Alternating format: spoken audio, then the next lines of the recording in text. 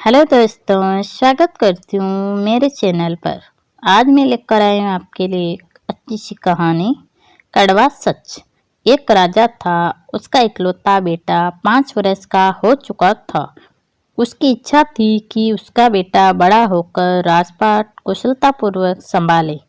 बेटे की शादी कई सालों बाद हुआ था और उसके भविष्य के बारे में भी जानना चाहता था।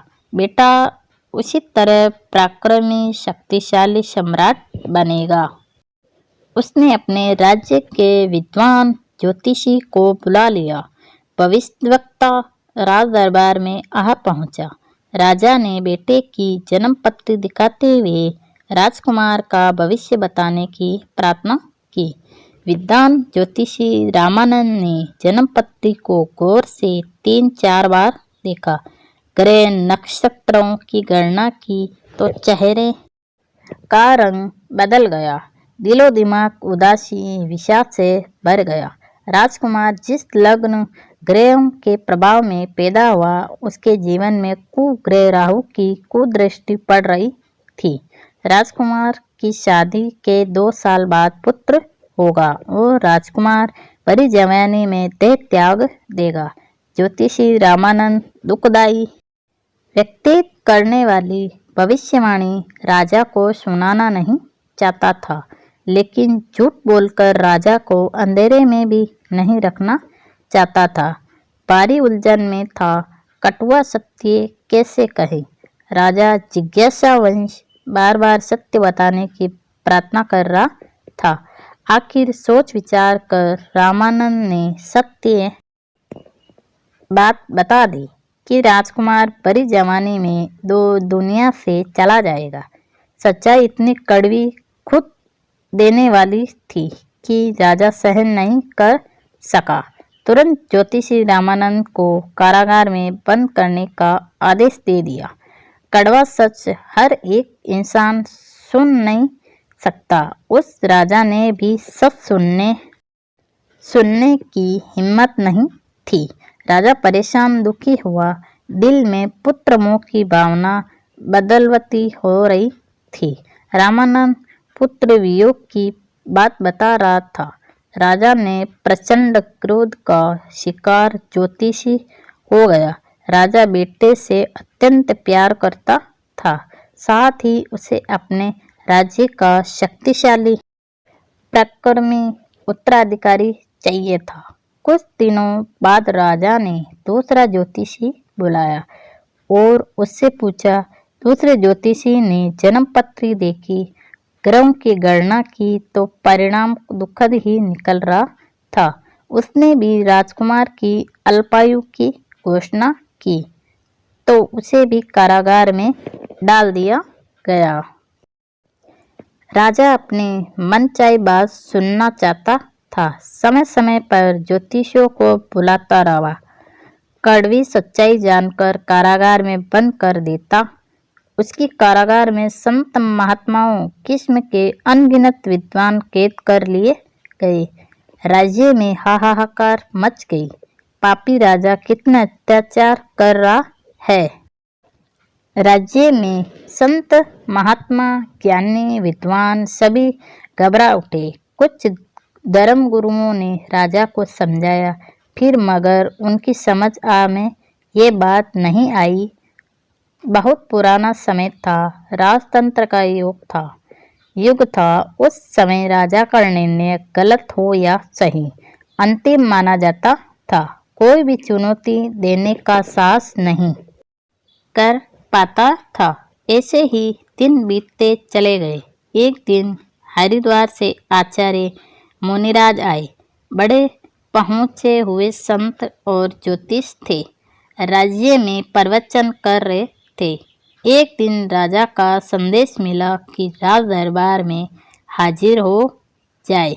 आचार्य मुनिराज ने सम्मानपूर्वक जवाब दिया कि राज दरबार में उपस्थित नहीं हो सकते, क्योंकि उनके गुरु का आदेश है।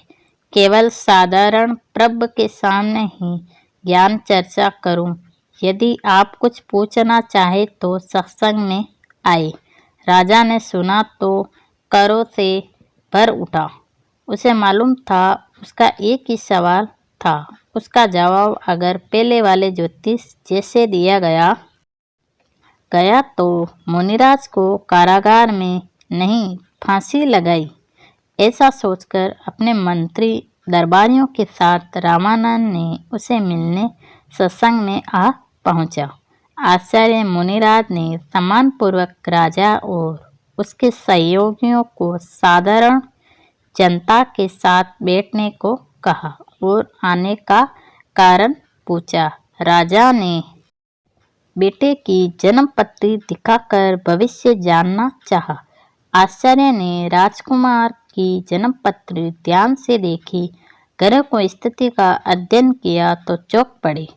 राजकुमार तो अल्पायु है, भरी जवानी में मर जाएगा।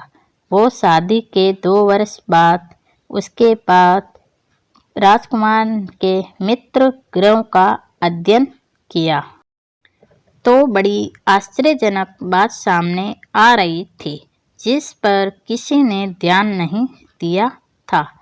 आगे का परिणाम बेहद सुखद और सूर्य की तरह ओजपूर्ण था। आचार्य पूरी जन्मपत्री का अध्ययन करके अभी खामोश बैठे थे, मगर उसके तेजस्वी चेहरे पर आस्था की चमक फैल गई थी। आचार्य को खामोश बैठा देख राजा ने बेचैन स्वर में पूछा, मेरे बदकिस्मत बेटे के भाग्य में क्या लिखा है? कुदरत ने सत्य और स्पष्ट बताइए। राजन, अपने बेटे को बदनसीब ने कहे तो बेहतर है। आपके बेटे के वंश और आपके पोते का भाग्य 7 पीढ़ी से भी सर्वश्रेष्ठ है। आपको दुखी होने की आवश्यकता नहीं, आचार्य ने बताया तो राजा के चिंतित चेहरे पर आशाओं के तारे चमक उठे। महाराज, आप जो कुछ बताते चाहते हैं जल्दी बताइए।